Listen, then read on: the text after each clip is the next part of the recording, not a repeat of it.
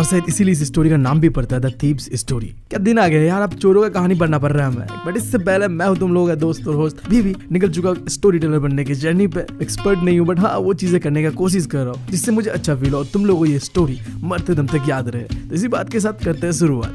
हमारी कहानी का शुरुआत होता है जब हमारा वही छोटा सा जो 15 साल का लड़का है वो मिलता है एक दूसरे कैरेक्टर से जिसका नाम था अनिल। अब इन दोनों के बारे में मैं थोड़ा बहुत बताऊं तो अनिल एक 25 इयर्स ओल्ड मैन था जो कि लंबा था, पतला था, दुबला था। और वहीं पे हमारा जो मेन कैरेक्टर है जो कि 15 साल का है वो यार चोरी के मामले पे भाई साहब बहुत सक्सेस करके बैठा हुआ था। अब अनिल से इसका मुलाकात होता है एक रेसलिंग मैच के दौरान और वो जब अनिल को देखता है उसे ऐसा लगता है कि भाई साहब ये बंदा ना बहुत ही भोला भाला सीधा साधा है, मेरे काम के लिए एकदम परफेक्ट है। कौन सा काम? यार चोरी करना है ना उसे। वो अनिल के पास जाके अनिल को कहता है आप तो बड़े हट्टे कट्टे रेसलर जैसे लग रहे हो। अब ये जो बात कहा था ना तुम्हें भी पता है और मुझे भी पता है कि अनिल कहीं से भी रेसलर जैसा नहीं लग रहा है। वो पतला दुबला एक इंसान था। ये एक फेक कॉम्प्लीमेंट था जो कि बस इसलिए दिया गया था कि अटेंशन ग्रैब कर पाए अनिल का और कॉम्प्लीमेंट कर पाए। यार दोस्ती यारी में आसानी रहती है। खैर मेरे सामने ऐसा मत करना बस कोई झूठा compliment, I don't like that. तो अब अनिल भी आगे से रिप्लाई करके कहता है हाँ तुम भी तो बड़े रेसलर जैसे लग रहे हो। अब तुम्हें पता और मुझे पता, ये 15 साल का लड़का भी कोई रेसलर जैसा लग नहीं रहा था, इनडायरेक्टली रोस्ट ही करा गया था। सिचुएशन को संभालते हुए बच्चा कहता है मैं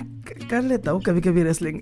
फिर इसके बाद अनिल उसका नाम पूछता है जिसके जवाब में वो कहता है कि मेरा नाम है हरी सिंह। अब ये जो बात कहा था ना उसका नाम हरी सिंह है, ये एक बहुत ही बड़ा झूठ था। हमारा ये जो कैरेक्टर है ना चोर, ये हर एक महीने पे अपना नाम बदल देता है। क्यों?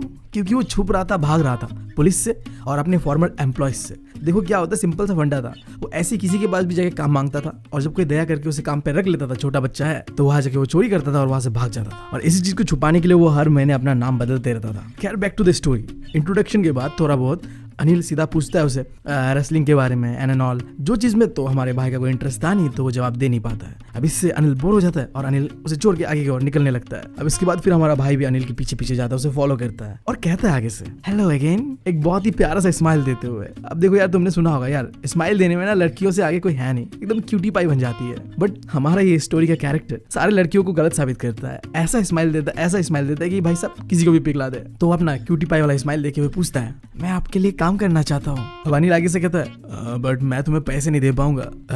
अब ये बात सुन के हमारा भाई सोच पे पड़ जाता है कि यार क्या मैंने कोई गलत शिकार ढूंढ लिया क्या, पैसे भी नहीं दे पाएगा मुझे। फिर आगे से पूछता है वो आप मुझे खाना तो खिला सकते हो ना। ये सुन के अनिल आगे से कहता है अगर तुम खाना बना सकते हो तो मैं खिला दूंगा। ये सुन के हमारा भाई कहता है कि हाँ मैं खाना बना लेता हूँ। और ये भाई साहब फिर से एक बड़ा झूठ था। देखो पहले उसने अपना नाम झूठ बताया, अब फिर वो बता रहा था कि हाँ मैं खाना पका लेता हूँ, बट वो नहीं पका सकता था। देखो कैसे, जैसे उसने बताया कि हाँ मैं खाना पका लेता हूँ, अनिल उसे अपने घर लेके जाता है, रूम लेके जाता है जो कि होता है जुमना स्वीट शॉप के ऊपर। उस रात उसे अनिल घर लेके आता है और बैल्कनी के पास ही कहता है कि तुम यहाँ सो सकते हो। और फिर हमारा भाई जाता है किचन पे जाके खाना वाना बनाता है। और भाई साहब क्या ही खाना बनाता है कि रात को नीचे उतर के अनिल उस रोटी सब्जी जो भी खाना था उसे कुत्तों को खिलाना पड़ता है। मतलब भाई साहब कहते हैं ना वो बेहुद्दा खाना वो बनाया था भाई ने। अब रिएक्शन तो आएगा भाई साहब। अनिल कहता है कि बस हो गया तुम चले जाओ।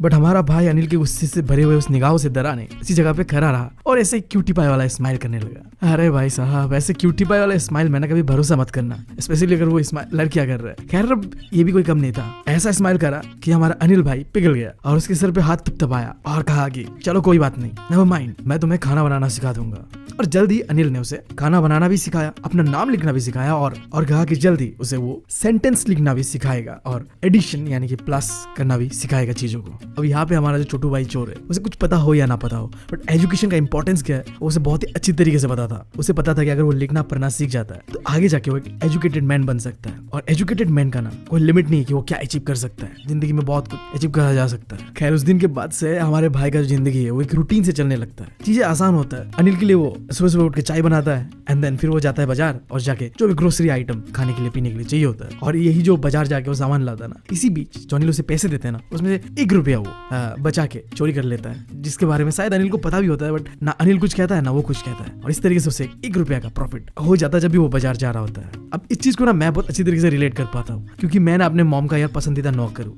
मेरा जो पॉकेट मनी है ना बस कुछ ऐसे ही आया करता था।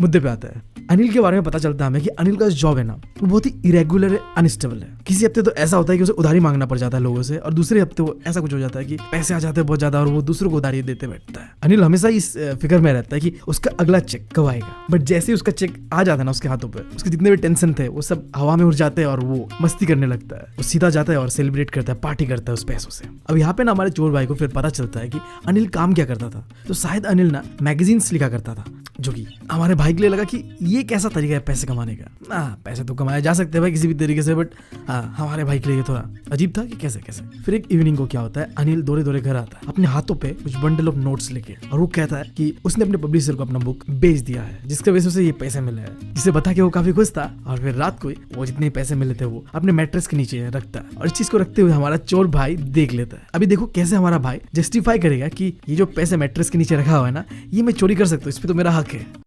हमारा छोटा चोर भाई कहता है कि मैं अनिल के लिए शायद 1 महीने से भी ज्यादा हो गया काम कर रहा हूँ। अनिल ने अभी तक मुझे एक बार भी अपना सैलरी पे नहीं किया है। मैं बस जो बाजार जाके कुछ पैसे चोरी कर लेता हूँ, बस वही मेरे प्रॉफिट्स है। उसके पास कई बार ऐसे मौके आए जहाँ वो चोरी कर सकता था, अपॉर्चुनिटी था, क्योंकि अनिल ने उसे घर का चाबी दिया हुआ था, जिससे वो कभी भी घर में आना जाना कर सकता था। हमारे भाई ने अनिल जैसा एक ट्रस्टेड इंसान कहीं नहीं देखा था। पर तुम ही समझ के देखो ना, एक अनजान बच्चा जिसे तुम अपने घर में लेके आ जाते हो, खाना पीना सब देते हो, यहाँ तक कि अपना चाबी तक दे देते हो, इतना भरोसा। अब यही चीज, क्योंकि अनिल बहुत ही मासूम था, वो बहुत ही आसानी से लोगों पे ट्रस्ट करता था, यही चीज हमारे भाई को मुश्किल में डाल रहा था कि कैसे वो अनिल को लूट ले। वो कहता है कि देखो, एक लालची इंसान जो होता है ना, उसे लूटना आसान है क्योंकि वो घबराता है कि वो लूट जाएगा, बट एक केयरलेस इंसान जिसको अगर मैं लूट भी लूं ना, तो उसे शायद ये पता भी ना चले कि वो लूट चुका है। भाई ऐसे लूटने में थोड़ी मजा आता है किसी को। भाई साहब देख रहे हो, हमारे भाई को चाहिए मजा, कि भाई साहब मैं जब लूटूं ना तो उसके चेहरे पे वो खौफ दिखना चाहिए कि भाई साहब हमारा रोल आया, हम है बड़े वाले चोर। खैर अब इस बार उसने डिसाइड कर चुका था कि देखो अब मुझे अपना असली काम करना ही होगा। बहुत समय हो गया, मैंने ये सब चोरी वोरी छोड़ दिया है, अगर मैं ऐसा ही करता रहा तो मैं भूल जाऊंगा चोरी करना फिर। और दूसरा चीज, अगर मैं पैसा ना चुराऊं तो अनिल अपने दोस्तों के साथ उड़ा ही देगा वो अय्यास से। और तीसरा चीज तो मैंने जैसे बताया कि उसने पैसे भी नहीं दिए थे उसे इतने सारे काम करने के, जो कि 1 महीने से कर रहा था वो।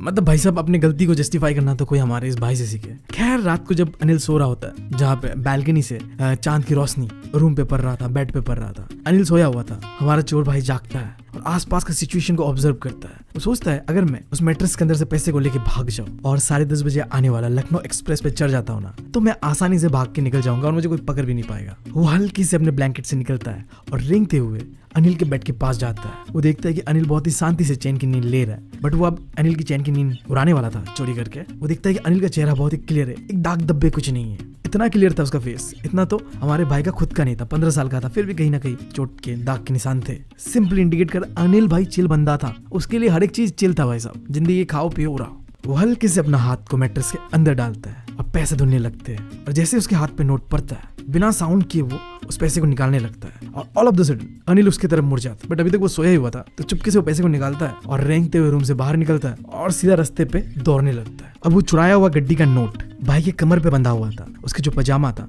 उसका रस्सी से नारे से बांध के रखा हुआ था। भाई साहब और कोई जगह नहीं मिला था क्या? खैर वो आगे बढ़ के फिर दौड़ना कम करता है और रुक के वो पैसे को निकाल के गिनने लगता है, और उसे पता चलता है कि उसके पास 50 रुपए वाले 12 नोट्स है, जो कि कुल मिला के होता है 600 रुपए। और भाई साहब उसे पता चलता है कि इतने पैसे में ना वो तो ऐसा जिंदगी जी सकता है जैसे दुबई में तेल बेचने वाले अरब जीते। हफ्ता 2 हफ्ता भाई साहब ऐसी जिंदगी वो जी सकता है। मैंने भी ना ये सपना बहुत देखा था यार, काश मेरे घर के पीछे तेल निकल जाता और मैं भाई साहब रातों रात अमीर बन जाता, बट मेरा सपना तो सपना ही रह गया। खैर स्टोरी पे वापस आते हैं। वो पहुंच जाता है फाइनली रेलवे स्टेशन पे। टिकट नहीं खरीदता क्योंकि भाई साहब स्वैग होता है चोरों का, हम टिकट नहीं खरीदते हैं। वो प्लेटफॉर्म पे आता है दौड़े दौड़े और देखता है कि उसके सामने से लखनऊ एक्सप्रेस गुजर रहा है, धीरे धीरे धीमे धीमे रफ्तार से। वो चाहता तो आसानी से किसी भी ट्रेन के बोगी में उठ सकता था और भाग सकता था, बट पता नहीं उसके साथ क्या होता है, वो अपना कदम ही नहीं बढ़ा पाता, वो वहीं पे रुक जाता है। और इसी सोच विचार में कि वो जाए कि नहीं जाए, वो ट्रेन चला जाता है और वो जा नहीं पाता है। अब जैसे ही वो ट्रेन गुजर जाता है, पूरा प्लेटफॉर्म खाली सन्नाटे से भर जाता है और पूरे के पूरे प्लेटफॉर्म में हमारा भाई बस अकेला खड़ा हुआ था। उसे बिल्कुल समझ नहीं आ रहा था कि अब आगे करा क्या जाए, अपना रात कहाँ बिताया जाए, क्योंकि उसके पास कोई दोस्त नहीं था जहाँ वो जाके रह सकता था। उसे ऐसा लगता था कि यार दोस्त पालना ना मतलब दुश्मन पालने के बराबर है भाई साहब, मदद करने की जगह यार दिक्कतें देता है। और ना ही वो अब रेलवे स्टेशन के आसपास कोई भी होटल पे जाके रह सकता था, क्योंकि इससे लोगों को शक हो जाता कि एक छोटा सा बच्चा कैसे यहाँ पे रह रहा है। एक लौता इंसान अनिल जिसे वो अच्छी तरीके से जानता था, उसी के घर में तो उसने चोरी करा था। अब भाई जाए तो जाएगा, करे तो करेगी। गया। वो स्टेशन से बाहर निकलता है और धीरे धीरे वॉक करते हुए वो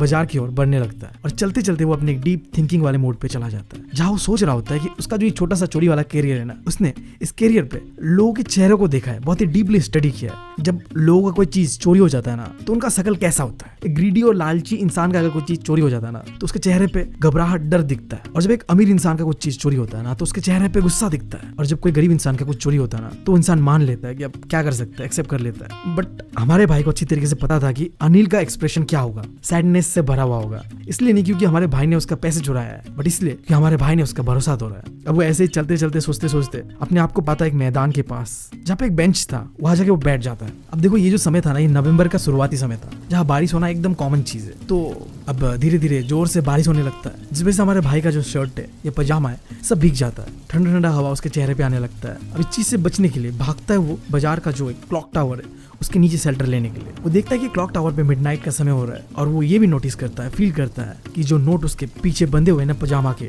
नारे के साथ, वो गीले हो चुके हैं, भीग चुके हैं। और इसके बाद फिर वो एक डीप थिंकिंग वाले थॉट पे चला जाता है कि काश उसने अगर ये पैसे नहीं चुराए होते तो सुबह सुबह अनिल उसे 3-4 रुपए तो दे ही देता है मूवी देखने के लिए। बट अब जब उसने उस पैसे को चुरा लिया, अब कुछ नहीं हो पाएगा। ना वो अनिल के लिए खाना बना पाएगा, ना बाजार जा पाएगा, ना वो लिखना पढ़ना सेंटेंसेस को सीख पाएगा। उसे ये चीज का रियलाइजेशन होता है कि चोरी करने के जोश जोश में उसने कितना कुछ खो दिया है। अगर वो लिखना पढ़ना जान पाता ना सेंटेंसेस को, तो शायद एक दिन ऐसा आता कि उसे इससे भी ज्यादा 1000 रुपए उसके पास होते। तो उसे ये चीज पता था कि देखो चोरी करना बहुत आसान है और पकड़ा जाना भी बहुत आसान है, बट सबसे ज्यादा मुश्किल होता है एक बड़ा इंसान बनना, जो कि होशियार भी हो, जिसे लोग रेस्पेक्ट भी करे। और अगर वो अनिल के साथ रहता तो शायद वो एक बड़ा इंसान बन सकता था, बट अब ऐसा कुछ नहीं हो सकता। वो सोच में बढ़ जाता है कि अगर मुझे लिखना पढ़ना सीखना है तो मुझे दोबारा अनिल के पास वापस जाना ही होगा। और वो डिसाइड कर लेता है कि नहीं भाई, मुझे पढ़ना लिखना सीखना ही होगा, मुझे जाना ही होगा।